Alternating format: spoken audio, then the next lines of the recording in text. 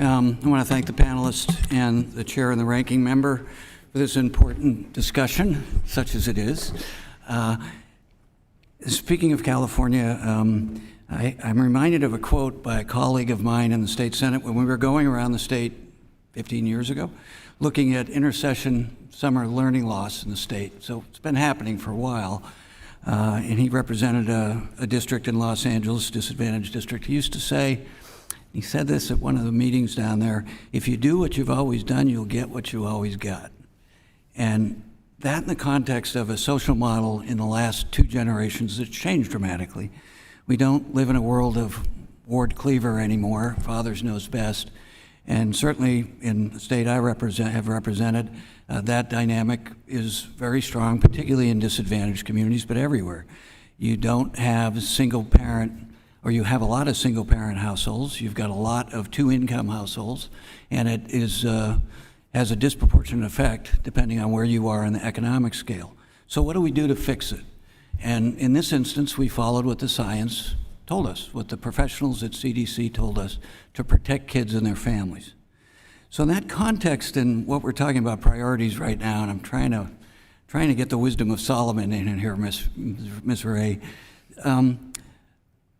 Representative Thompson and I, when I first got here, Glenn Thompson, we worked on family engagement centers, knowing that this model had changed forever, for better or worse. So what do we do about it? So we worked in a bipartisan way to fund, and we've grown it every session I've been here, to get family engagement centers. It was led by the National PTA, so that these busy families, and again, disproportionately,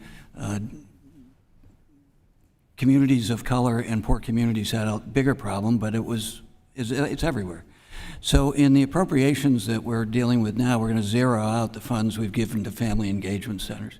Ms. Ray, could you speak to that about how families need to be able to connect with superintendents, with the teachers, with the counselors, to make sure that they're part of their kids growing up, and particularly coming out of COVID after having spent the last 3 years off and on dealing with the pressure of 2-income households, long commutes, and trying to help their kids be successful with things like family engagement centers?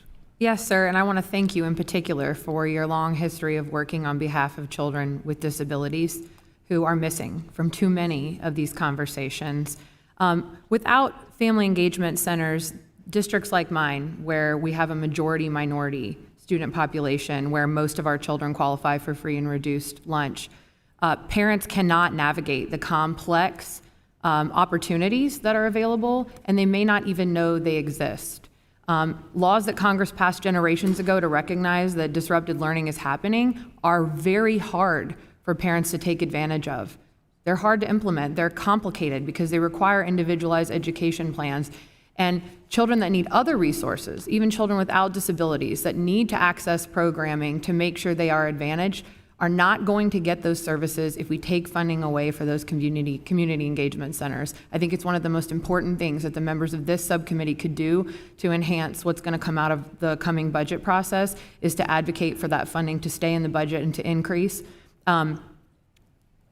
Without family engagement centers, for example, if we ever had to shut down schools again, I just want to make clear that these options to stay home that have been mentioned, there weren't devices available. There wasn't assistive technology for everyone. Teachers weren't trained. Parents weren't trained in how to do that.